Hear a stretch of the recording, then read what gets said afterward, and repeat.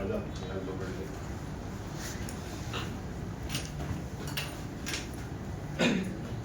ये इसका ये निकाल टेबल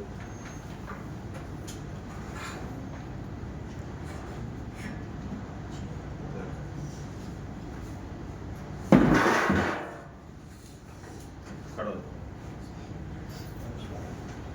उसको थोड़ा पीछे कर दो, वो साइड फेस कर, उसको ट्राइपॉड को थोड़ा पीछे कर दो, वो करेगा ना दूर की तरह।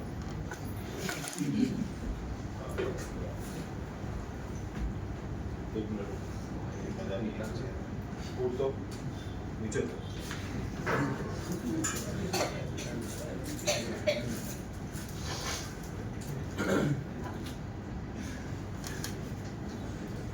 चादर पड़ी, चादर लेके आ दो।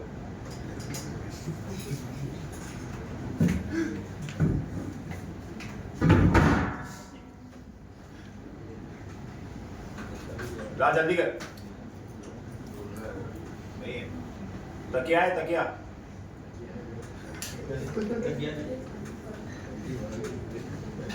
हाँ दे यार खड़े हो तकिया पे।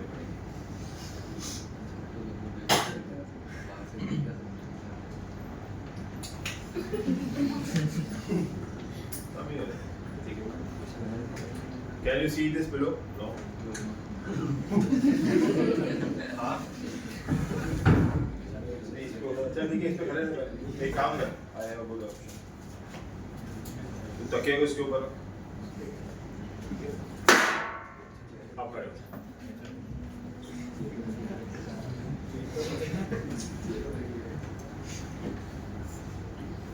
अरे कभी छत पर नहीं चढ़ेगा इतना डर रहा है? चढ़ा छत पर, चढ़ा जब नहीं बड़ी बात है। भी बच्चे हमारे पास कभी छत पर नहीं चढ़ा बॉल वॉल लेने के लिए, ऐसे कुछ इधर नया पैकेट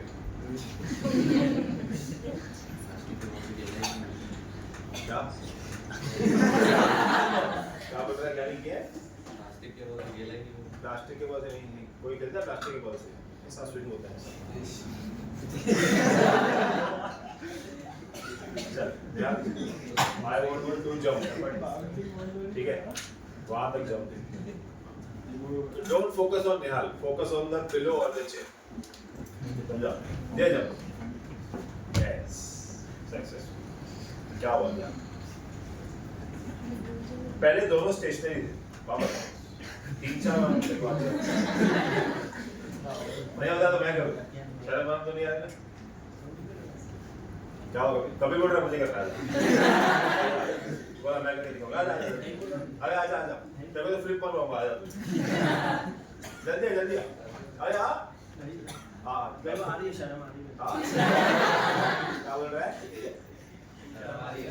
हाँ तो निकालते रहा आजा क्या ठीक है, कोई क्लास का मेरे पास पावर मैं मिसयूज कर रहा हूँ। हाँ मैं सर, मैं मोदी सरकार का फैन हूँ, पावर का मिसयूज कर रहा हूँ। जल्दी इधर आया क्लास के बाद दो क्या दो बार पहले दो बार तू एक बार बाकी बचा हुआ। चलो 3 बार करेगा, चलो उसको 3 बार करना है वापस बैठ जाना वापस। तू बड़े छोटा जंप दे, ज्यादा बड़ा मत भी दे। तुम लोग फोकस पिलो या चेयर को करोगे। मैं चेयर क्यों नहीं कर रहा था? क्योंकि चेयर के नीचे रबर लगे हुए हैं जिसकी वजह से फ्रिक्शन क्रिएट हो रहा है सरफेस और चेयर के बीच में, तो ये अपने को एक्सपेरिमेंट देखने मिलेगा। समझा? चल जब हालांकि इसने पहले ऊपर जंप दिया, समझे क्या हुआ? बॉडी देखो क्या हुआ, ये दोनों पहले एक ओरिजिन पे खड़े थे, ये x सेंटीमीटर जंप किया, पर ये भी कुछ सेंटीमीटर पीछे चला गया। समझा? Weight friction is absent. हमारे पास सारे सब ऐसे ही आएंगे, फ्रिक्शन एब्सेंट है। एक और बार दो बार लगा एकदम स्लो में, स्लो जंप है, जितना स्लो जैसे कैसा करेगा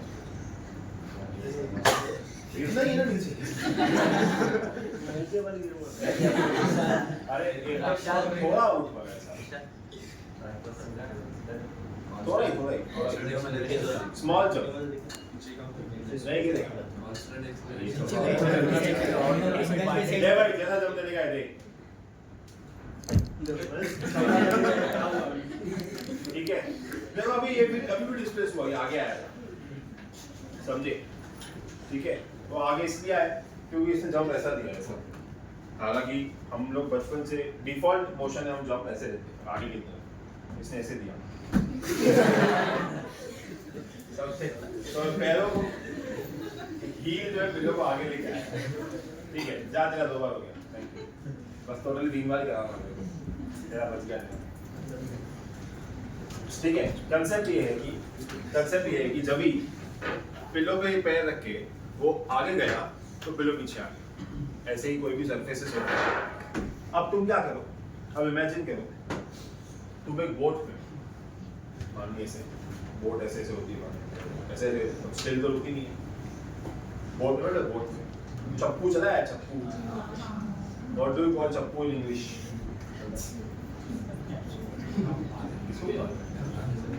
हाँ, पैडल, हैंड पैडल। ये क्या है? ये हैंड, अपर लेग्स।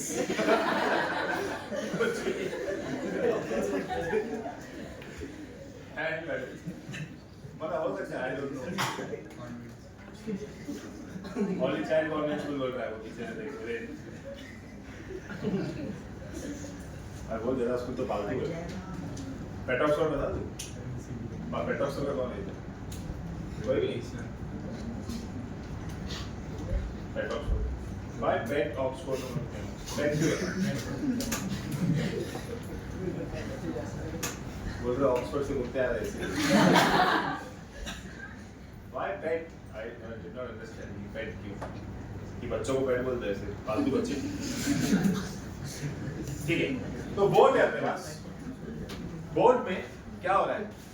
अगर तुम ऐसा है कि इतनी बड़ी बोट है, तो अगर तुम बोट में ऐसे वॉक कर रहे हो, तो बोट हल्की फुल्की पीछे जाएगी, समझे?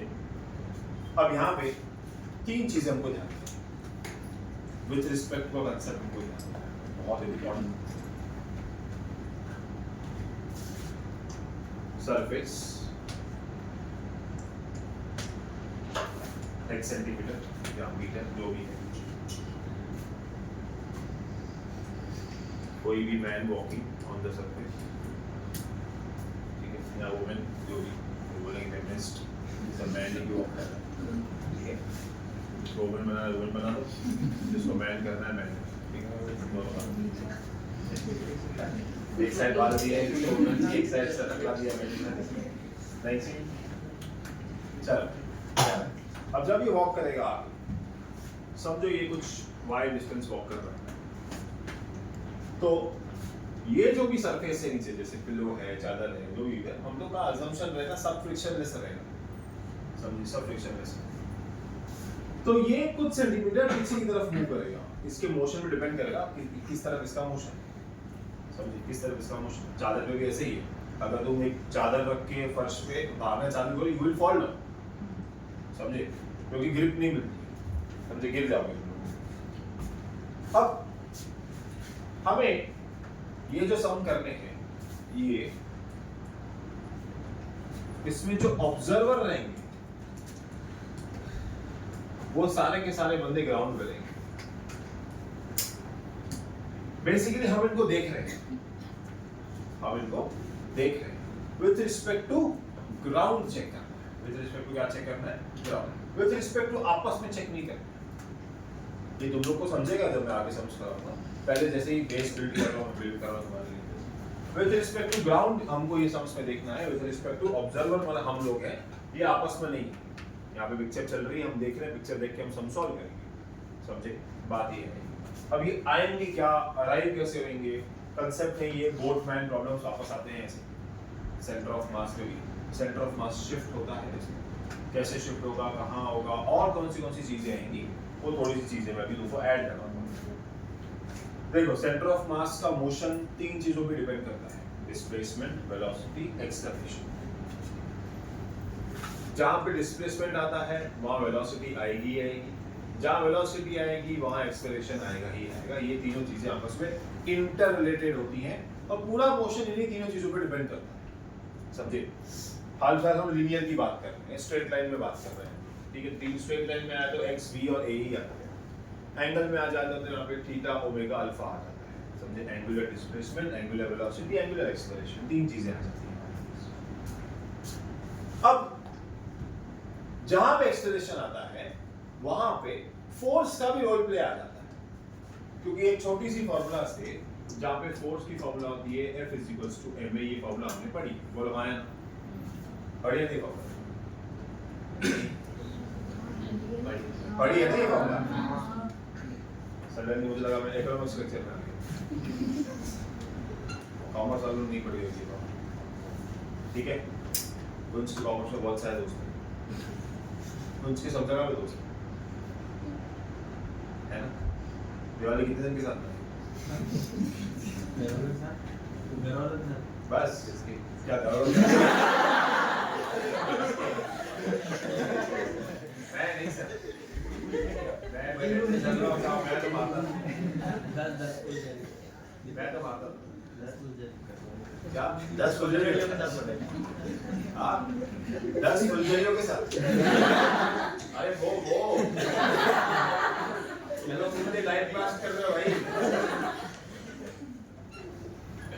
लाइट पास्टेड जनरेशन है नहीं फुलझड़ी, मतलब ये दो लोग क्या बोल रहे हो? फुलझड़ियाँ मतलब यही ना क्लासिक पता किसके? सर वो लोग पे मैटर करता है ना, क्या समझ? किस पे मैटर करता है? इंसान पे मैटर करता है ना, क्या समझ रहे हैं? तू गंदा इंसान ऐसा बोल रहा है। नहीं पर इसको उसको और मुझे उसको भी किसी का के साथ मनाता है, फर्क नहीं पड़ता है। बस 4 और 10 को अपने घर वाले क्या बोल रहा है यार? ये हमको भी सुनना है ना। हाँ 4 घर वालों के साथ 4 क्या तू मेंबर 4 है ऐसा बोल रहा है? पापा मम्मी खुद और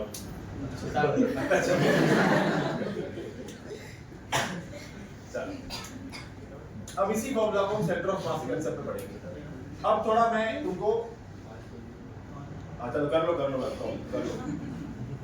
जाओ बात में जाके बात करते कभी लोग बाथरूम का नाम लिया तूने मुंह खोला ऐसा चलो। अब हम लोग कंसेप्ट पढ़ेंगे नेट फोर्स का।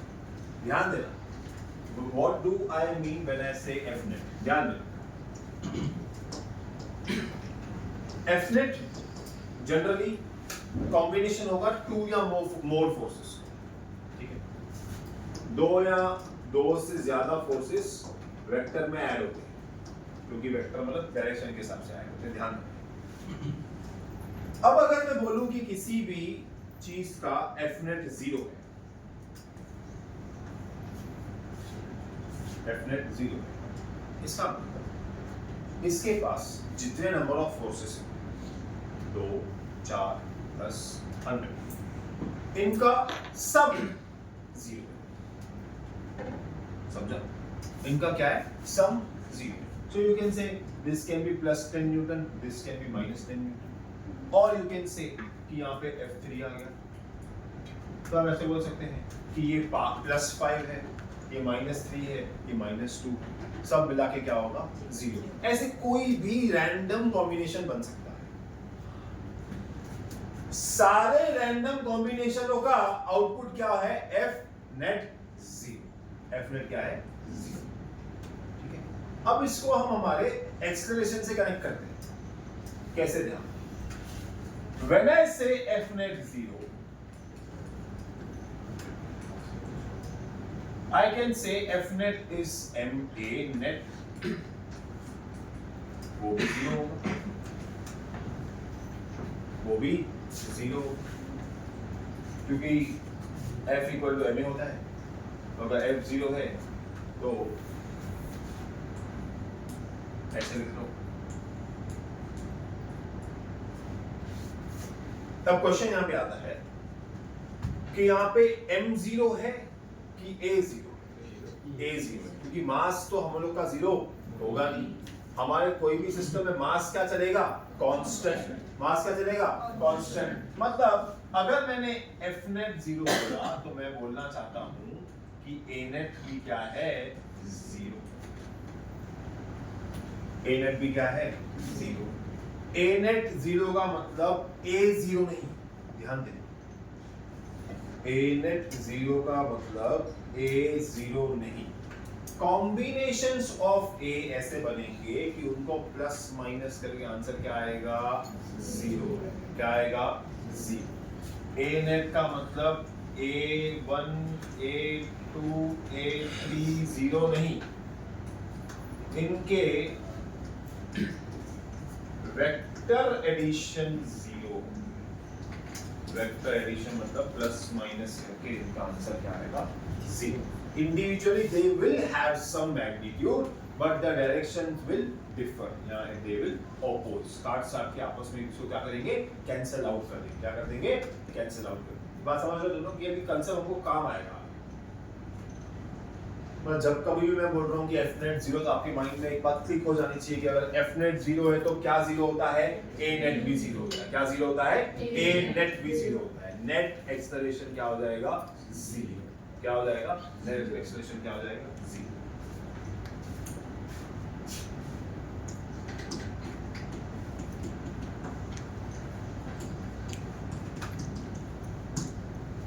ये दो आउटकम्स हमने पहले वाले बोर्ड से देखे थे, Fnet 0 Anet 0। अभी ध्यान दो, अगर Fnet 0 है Anet 0 है, किसी भी सिस्टम का नेट फोर्स 0 है, किसी भी सिस्टम के ऊपर एक्सेलरेशन नेट एक्सेलरेशन 0 है, पर उसकी इंडिविजुअल एक्सेलरेशन 0 नहीं होंगे, उसके इंडिविजुअल फोर्सेस 0 नहीं होंगे। से फॉर एग्जांपल ये एक सिस्टम है, इस सिस्टम को एक फोर्स यहाँ लग रही है, एक फोर्स यहाँ लग रही है, एक फोर्स यहाँ लग रही है, एक फोर्स यहाँ लग रही है।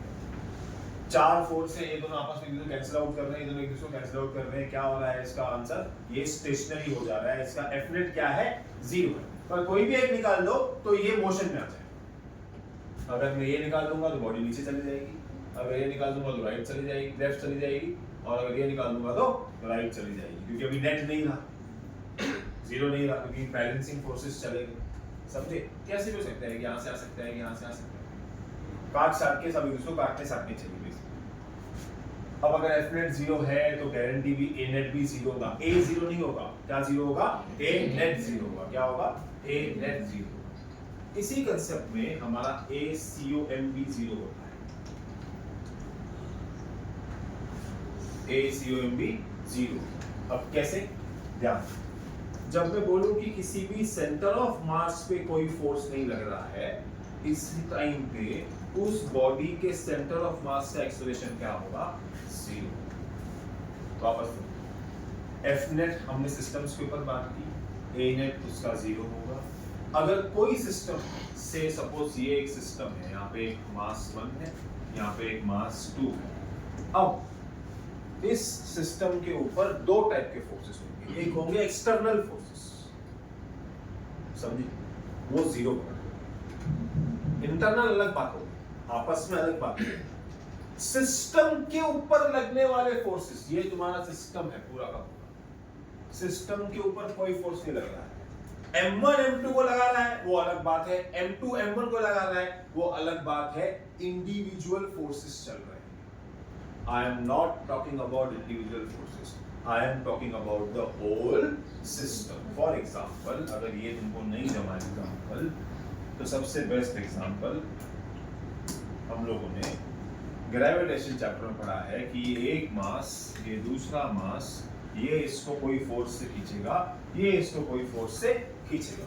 जो ये खींच रहा है तो ये इधर जाएगा, जो ये खींच रहा है वो उधर जाएगा, पर सिस्टम के ऊपर कोई फोर्स दिखाई नहीं दे रही है। जैसे आप लोग, आप मास 1, आप मास 2, G = m1 m2 by r², सबके ऊपर लगता है, आपस में इन दोनों में भी लग रहा है, इसके और अर्थ के बीच में भी लग रहा है, इसके और अर्थ के बीच में भी लग रहा है। समझे? ये इसको खींच रहा है, ये इसको खींच रहा है, लेकिन जा नहीं रहे हैं, क्योंकि सिस्टम के ऊपर कोई फोर्स नहीं लग रही। आपस में लगाया वो अलग बात है। सिस्टम नेट फोर्स क्या है? 0। इसका रीजन ये है कि अर्थ और इसके बीच का फोर्स, अर्थ और इसके बीच का फोर्स आपस के फोर्स से बहुत ज्यादा होता है, इसलिए ये लोग आपस में एक दूसरे को अट्रैक्ट नहीं करते। तो यार we are again talking about the system and not the individual particles. Force on system here we will write as F net which is 0 या which is absent। क्वेश्चन दिया जाएगा force on system is absent, मतलब F net क्या है? 0। उसी तरीके से अगर किसने बोला कि किसी भी सिस्टम के सेंटर ऑफ मास के ऊपर फोर्स 0 है, तो उस सिस्टम के सेंटर ऑफ मास का एक्सेलरेशन भी क्या होगा? 0। क्या होगा? 0 होगा। और उसी टाइम पे अगर एक्सेलरेशन 0 होता है तो वेलोसिटी क्या होती है? कांस्टेंट। वेलोसिटी क्या होती है? कांस्टेंट। तो उसी सिस्टम के सेंटर ऑफ मास की वेलोसिटी क्या रहेगी? कांस्टेंट। ये आपको वर्ड्स में से रिकॉग्नाइज करना है ये तीन चीजें। क्वेश्चन दिया रहेगा, क्वेश्चन बनाया जाएगा। जैसे पहले हमने देखा 2-3 क्वेश्चंस में उन्होंने दिया हुआ था कि centre of mass remain stationery, हमने निकाल लिया कि हम लोग को m1 x1 plus m2 x2 equal to 0 लगानी है। आई बात समझ में? ये वर्ड्स हमको समझना।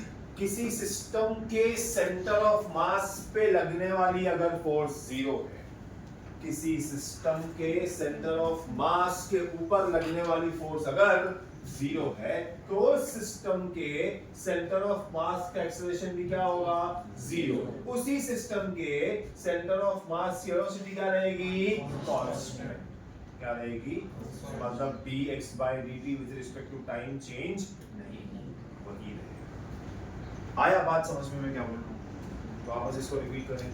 चलो, किसी सिस्टम के सेंटर ऑफ मास के ऊपर लगने वाली फोर्स अगर 0 है, तो उसी सिस्टम के सेंटर ऑफ मास का एक्सेलरेशन क्या होगा? 0। उसी सिस्टम के सेंटर ऑफ मास का वेलोसिटी क्या होगा? कांस्टेंट। क्या होगा? अगर तुमको बोला जाए कि किसी सिस्टम के सेंटर ऑफ मास का एक्सेलरेशन 0 है, तो हमको माइंड में क्या आ जाएगा कि उस पे लगने वाला फोर्स क्या होगा? 0। उसकी वेलोसिटी क्या रहेगी? किसी सिस्टम के सेंटर ऑफ मास का वेलोसिटी कांस्टेंट है, तो उसमें लगने वाला एक्सेलरेशन क्या होगा? 0। उसमें लगने वाली फोर्स क्या होगी? 0। ये बात तुमको याद रहेगी, ये सिस्टम तुमको याद रहेगा। 100% श्योर हो क्या लिखा है मैंने? इसको एक बार ये तीन चीजों को अपने माइंड में जैसे मैंने बोला उसको रिपीट कर, तो क्वेश्चन अभी आएगा।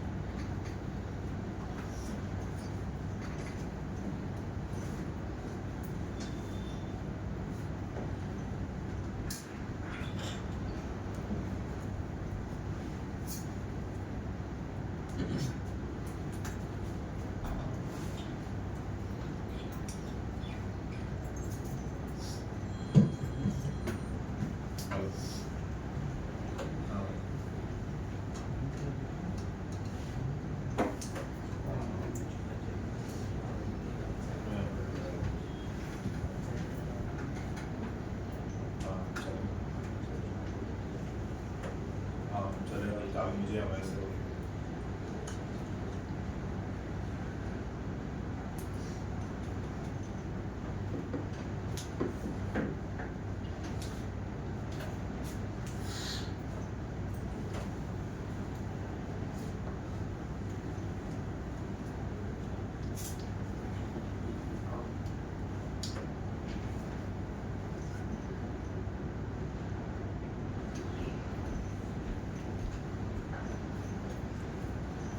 चले?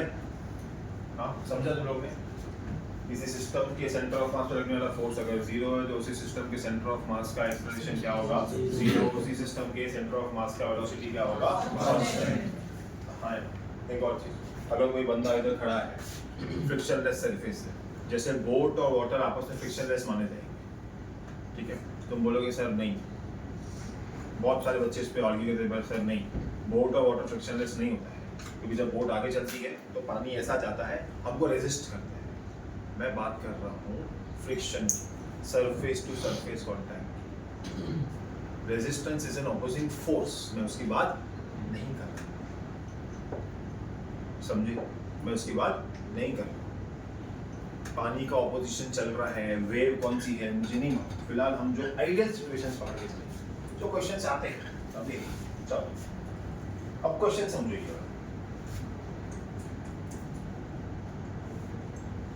एक बोट है, इस बोट का एक वजन है mkg, एक m का वैल्यू ले लेते हैं 80 kg, बोट थोड़ी हैवी होगी, 80 तो कम ले लो, 800 ले लेना चाहिए, चलो 80 लेता हूँ, वुडन छोटी बोट है भाई, ठीक है।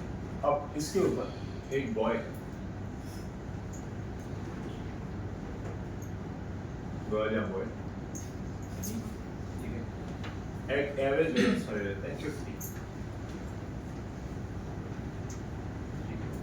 बोट के 2 पॉइंट है, पॉइंट ए, पॉइंट बी, और बोट का कुछ 10 मीटर लॉन्ग अच्छी खासी बड़ी बोट ए से बी तक 10 है एक्चुअली,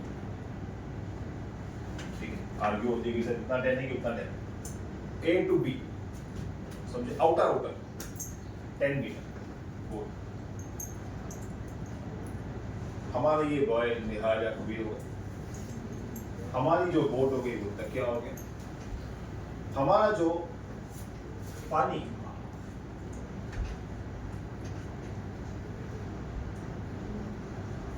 वो चेयर, कंसेप्ट समझिए। जब निहाल या कबीर ने फ्रंट साइड जंप किया तब बोट कहाँ गई, पीछे, बोट मतलब बोट कहाँ गई, पीछे, इतना बात क्लियर है। क्वेश्चन ये है कि ये बॉय आगे मूव कर रहा है, I don't know the speed of the boy, nor do I care, समझे, ठीक है, I don't know the speed of the boy, I only know that the boy will start from A and end at B, so I know the displacement of the boy, which is 10 meters, which is, I want to know if I walk or the boy walks on a board for 10 meters, how much behind will the boat go? So you have to find displacement of the boat. Now here I know because this will go behind because I have shown you. The question will come, what is the displacement of the boat? You have to give the magnitude as well as the direction. Did you all understand what is the problem? Problem समझा तुम लोगों को क्या? पक्का? What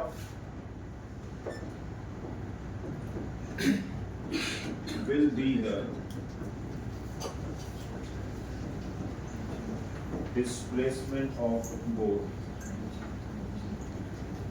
if boy walks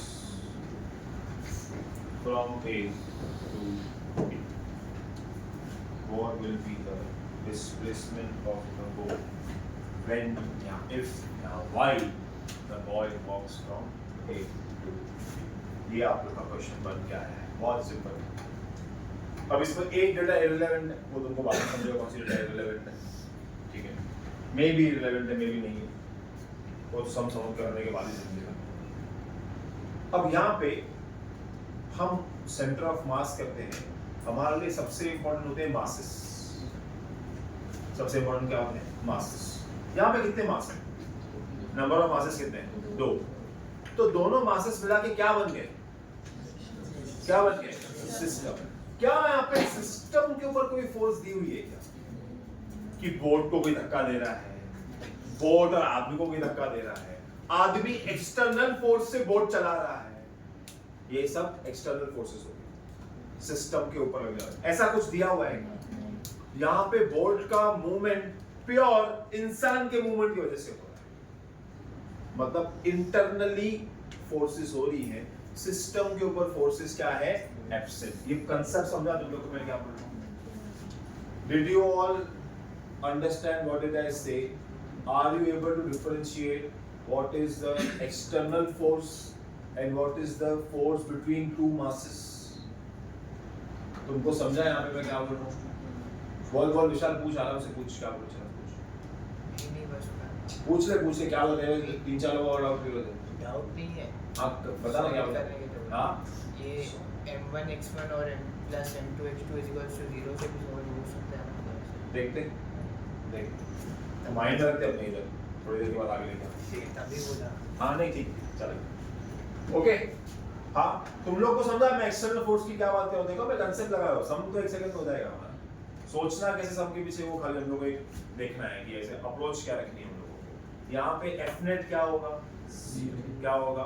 F net 0। तुम भी समझे ना एफ नेट क्यों 0 है? यहाँ पे बोट को कोई धक्का नहीं दे रहा है, मोटर नहीं है, पानी की वजह से बोट नहीं चल रही है। जो फैक्टर्स हो सकते हैं एक्सटर्नल फोर्स के, तुमको बता रहा हूँ। पानी के फ्लो की वजह से बोट नहीं चल रही है, कोई चप्पू नहीं चला, हैंडल क्या बोल रहे हो, हैंड पैडल नहीं चलाना, समझे? एनीथिंग समझे? यहाँ पे प्योर मोशन जो बोट का है वो क्योंकि बॉय का मोशन है, इसलिए अगर बॉय रुका रहेगा तो बोट भी रुकेगा। बॉय चलेगा बोट चलेगी, बॉय चलते चलते रुक गया, बोट थोड़ा पीछे जाके आया। बात समझ में? अब अगर बॉय 4 मीटर 10 मीटर चल गया तो बोट कितना मीटर पीछे? ये अपना क्वेश्चन, समझा? तो याद जैसे अपना कबीर का केस कि बॉय ने 10 मीटर जितना जंप लगाया, तो ये कितना पीछे गया? वो चेंज होएगा। ज्यादा बड़ा जंप लगाया वो बहुत पीछे जाएगा, थोड़ा छोटा जंप लगाया वो थोड़ा पीछे जाएगा, गलत जंप लगाया तो आगे चला जाएगा, समझे? एक गलत जंप लगा ना कभी का, ऐसा क्या? ठीक है, कभी को बुरा बहुत जल्दी लग जाता है ना? मेरा क्या बोला, लगे भी तो ठीक है। चल क्या अप्रोच रखेंगे हम लोग को? क्वेश्चन तो समझा दिया, मैंने बता दिया कि एफ नेट आपका 0 है। अगर एफ नेट 0 है तो ए नेट भी 0 है। अगर ए नेट 0 है तो ए सी ओ एम भी क्या है? 0 है। अगर ये 0 है तो वी सी ओ एम क्या है? कांस्टेंट है। फिलहाल इस डेटा की कोई मतलब नहीं है, मैं ऐसे ही प्रैक्टिस कर रहा हूँ, समझिए? मतलब ये चीजें आप लोग को याद होनी चाहिए। फिलहाल इस डेटा का यहाँ पे वो सिग्निफिकेंस नहीं है, जस्ट की मैंने लिखा है। मेरे पास 2 मास है, एक डिस्प्लेसमेंट है, एक डिस्प्लेसमेंट फाइंड करना है। अप्रोच बहुत सिंपल है, अप्रोच बहुत सिंपल है। मेरे पास 2 मास है, एक डिस्प्लेसमेंट है, एक फाइंड करना है। मेरे को नहीं आ रहा है, मैं चले जाऊंगा मेरे बचपन के दोस्त के पास, मतलब छोटी फॉर्मूला है r com is m1 r1 plus m2 r2 upon m1 plus m2। Sir आपको कैसे मालूम पड़ा कि मैं r कॉम के पास जाऊं? देख भाई, लॉजिक सिंपल है। आपसे r पूछा गया है, आपसे r पूछा गया है, आपके पास डिस्प्लेसमेंट्स और मासेस, इसके रिलेशन में आपके पास एक ही फॉर्मूला है। इस रिलेशन में आपके पास क्या है? एक ही फॉर्मूला। लेकिन यहां से मैं एक चीज और अच्छी निकाल लूंगा, ध्यान दो। जैसे मेरे पास r कॉम की फॉर्मूला है, उसी के साथ मेरे पास dr कॉम की फॉर्मूला भी है।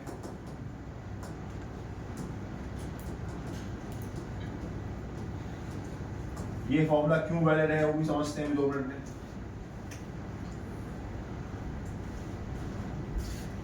dr com m1 dr2 plus m2 dr2 upon m1 plus m2। देखो अभी क्या है, ये मैंने टाइम पास क्यों लिखा? ये टाइम पास क्यों? जब बोट और जब मैन बोट के ऊपर चल रहा है, ऑफ कोर्स की बात है, बोट ऐसा मिसबैलेंस भी होगा क्योंकि there is a weight shift, there is a weight shift. होगा कि नहीं होगा?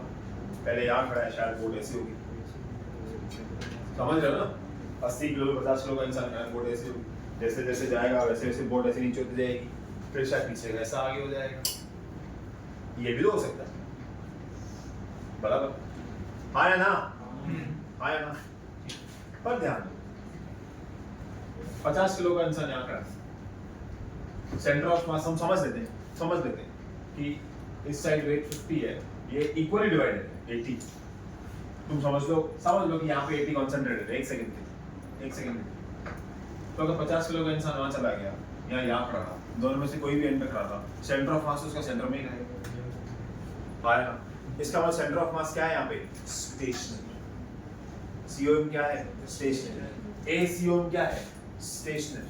अगर सीओएम स्टेशनरी है तो ये क्या हो जाता है? जीरो। ये क्या हो जाता है? जीरो। ये चले जाएगा यहाँ पे हमारा बचपन का formula m1x1 plus m2x2 equal to 0 picture में आ गया। इसको ये नहीं समझा कि पिक्चर में क्यों, कि पिक्चर में लाना इसको आसान है, अभी सॉल्व करना डिफिकल्ट। सबको समझा पिक्चर में कैसे आएगा। अब खाली मुझे चाहिए m1x1 m2x2 की वैल्यू। ठीक है, अब मैंने यहाँ पे जो तुमको बताया था,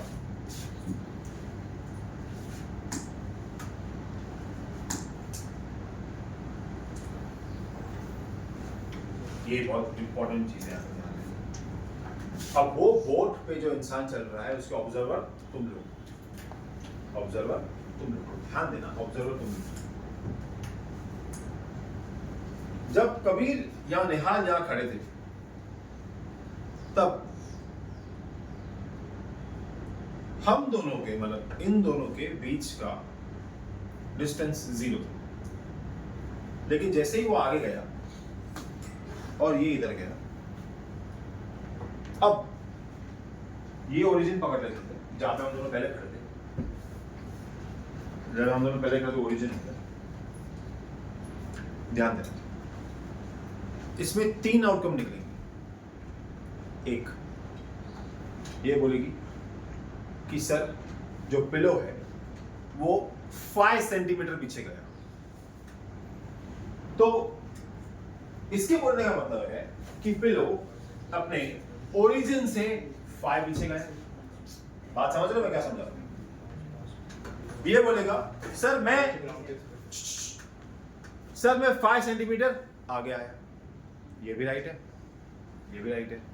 मैं बोलूंगा हम दोनों में 10 सेंटीमीटर का डिस्टेंस है, हम तीनों राइट, हम तीनों राइट। पर यहां पे इशू हुआ, जो मैंने थर्ड केस बताया मेरा, वो मेरे ऑब्जर्वेशन, पर हमारे लिए ऑब्जर्वर कौन है? तुम, जो पीपल ऑन ग्राउंड है, पीपल ऑन ग्राउंड है। आई बात समझ में? तो ज्यादा राइट कौन हुआ? ये और ये, कि पिलो 5 पीछे गया, या बोलेगा मैं 10 आगे गया। या मैं इसको पूछूं कि मेरे से पिलो कितना दूर है, तो बोलेगा सर आपसे पिलो 10 दूर है। अगर ऑब्जर्वर 10 बोल रहा है तो सही।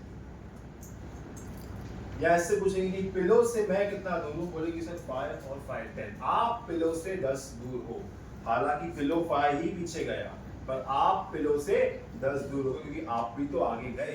अब यही कंसेप्ट हमको यहाँ पे लगाना है। पहले बताओ यहाँ तक सब लोग ने समझा क्या बोला मैंने?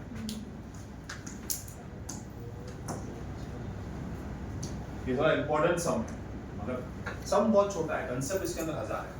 यहाँ तक एब्जॉर्ब कर लो सब लोग, मैंने क्या क्या लिखा है, क्या क्या दिया, मतलब एक लाइन में सम हो जाएगा हमारा। ध्यान देना, अगर इंसान यहाँ जा रहा है तो 100% बोर्ड पीछे जाएगा। ये बात तुमने करके दी, कंडीशन, फ्रिक्शनलेस, ये सब चीजें होना जरूरी है, समझा? फटाफट किसको मन में आ रहा है m1 x1 m2 x2 की वैल्यू निकालना, चल दो, क्या क्या आएगी फटाफट।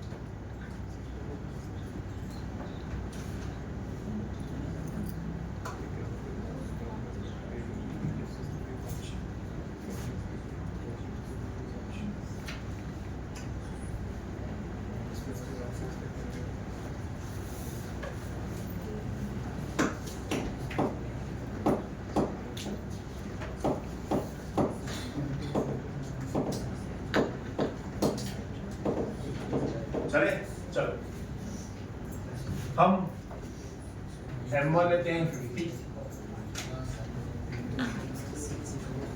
m2 लेते हैं 80। चलो अब हमको लिखते हैं x1 और x2।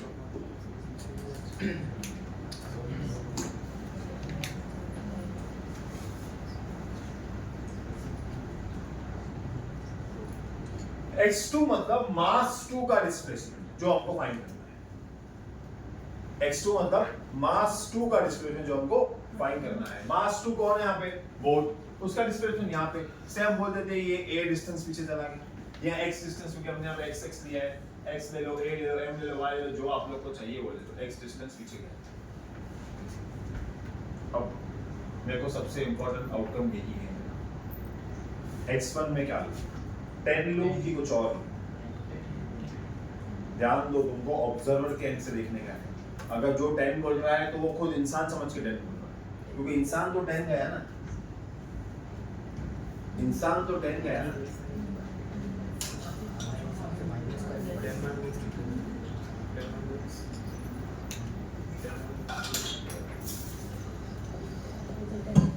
यही सबसे इंपॉर्टेंट चीज है इसमें।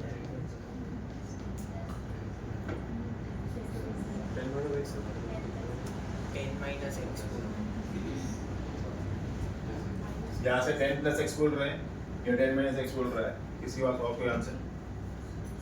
दोनों अपनी अपनी एक्सप्रेशन देना है। कैसे होगा? एक्सप्रेशन दोनों तुम देखे ना, और 10 प्लस x क्यों हुआ?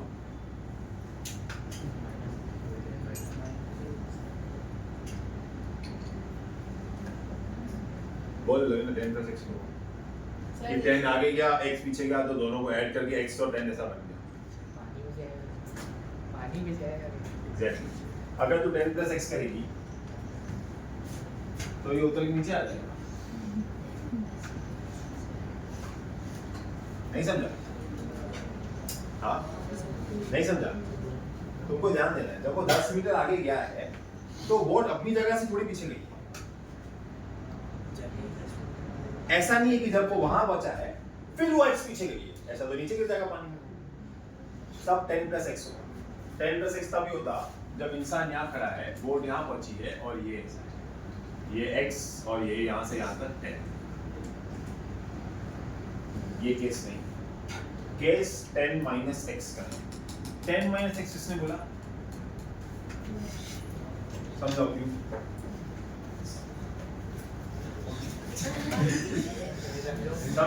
हाँ तू बता। वो उसके हिसाब से ऑब्जर्वर 10 मीटर चल रहा है एंड पे जाने के। किसके हिसाब से? ऑब्जर्वर 10 मीटर चल रहा है तो वो पीछे जा रही है। तो हमारे हिसाब से ऑब्जर्व जो हम बाहर से ऑब्जर्व कर रहे हैं वो भी मूव हो रही है, वो भी मूव हो रहा है। तो हमको इस सही चालू किया था, सही चालू किया था। वेक्टर को हमें बता दे। ऑपोजिट डायरेक्शन में है दोनों। हाँ। वो जितना पीछे जाएगा और उससे माइनस करके वो आगे होगा ना, वो जितनी पीछे जाएगी और इंसान जितना आगे जाएगा उसका सम 10 होगा।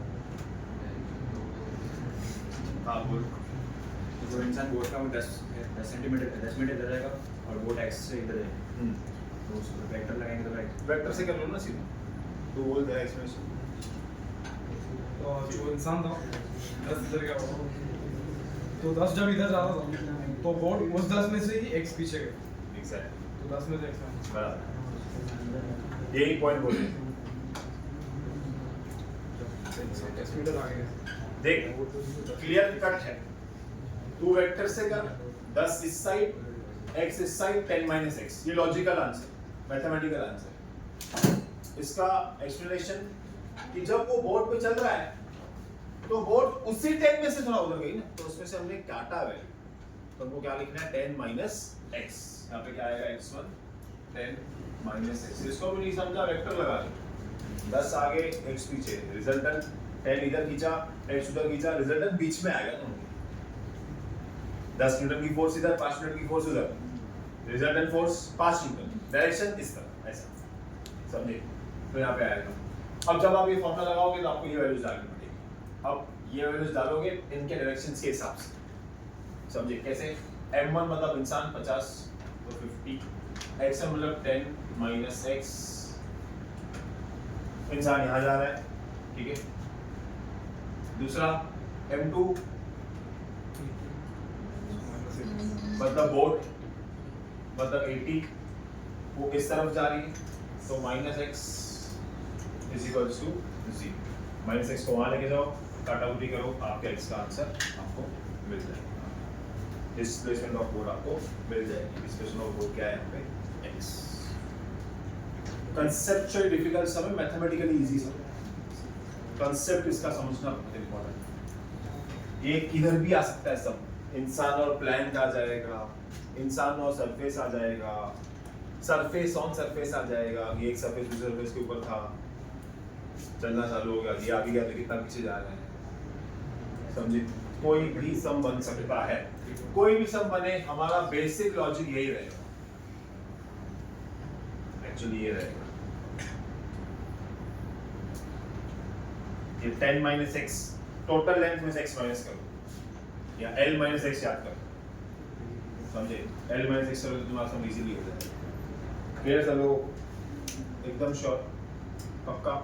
ठीक है, तो कॉपी कर लो।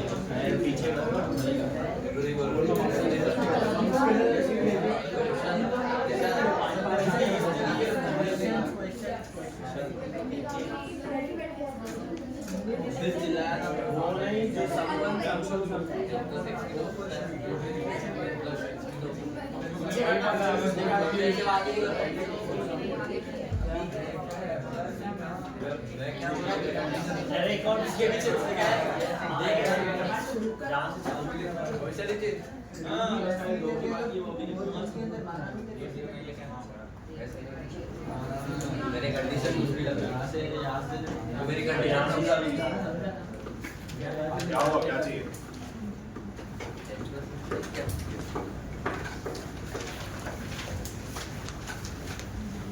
चेंज कर देंगे, ये हो गया था ना।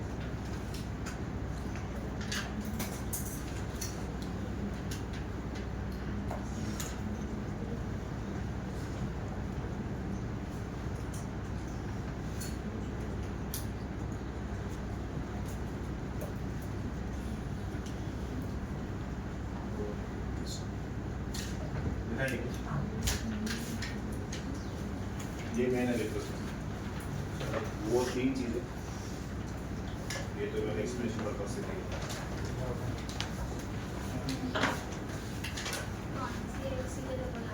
थर्ड एसी भी तब मतलब थर्ड क्लास की एसी खराब थी, एक बार चेक करो, नहीं हो तो बता, नहीं शायद बना के आता क्या?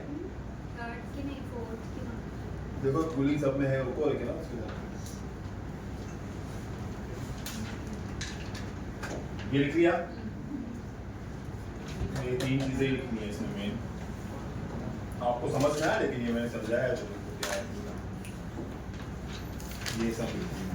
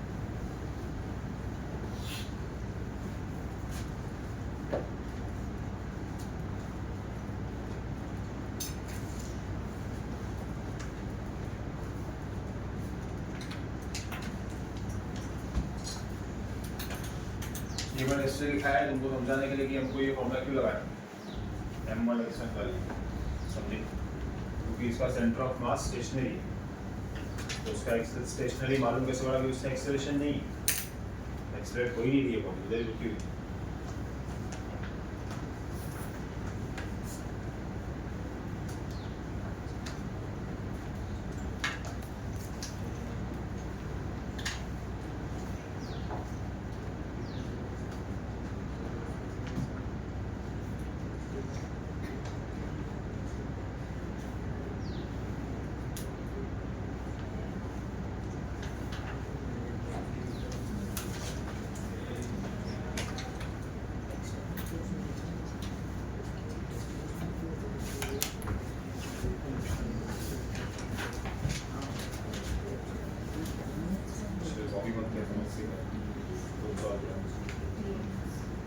और ध्यान देना, हमने इसका जनरलाइज फॉर्मेट ऐसे बनता है m1l minus x plus m2x, इसकी साइन प्लस माइनस डिपेंडिंग कि वो कहाँ जा रहा है, अगर शॉर्टकट में समझना है तो।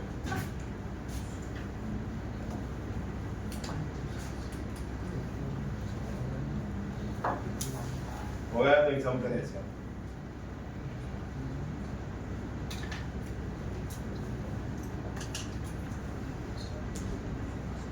जितना कॉपी होगा तो ये तो खुद ही करना है।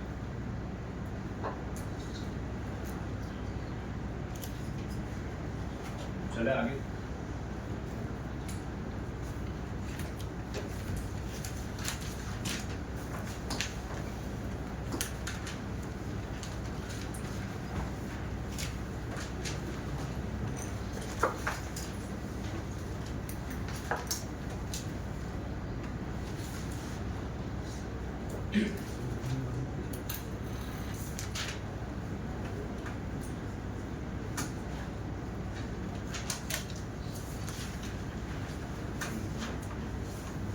सब अच्छे और हुक के समझी हैं, उसमें ही बंदर बंदर रहते हैं, हम इसमें ही रहते हैं।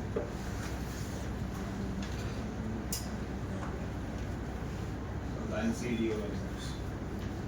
चलो सेम कंसेप्ट, खाली ध्यान देना है सब, पुराना कंसेप्ट ही अभी क्या है, सेम कंसेप्ट।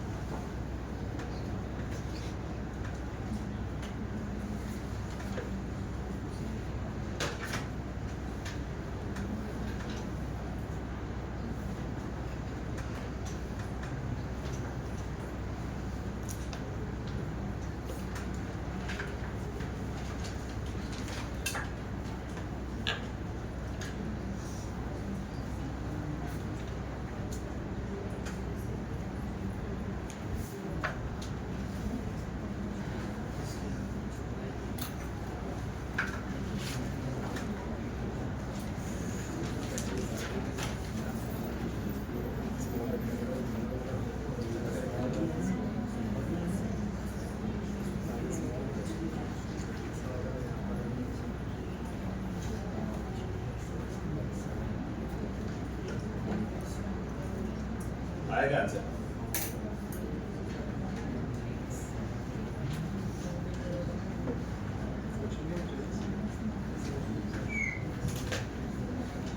Option question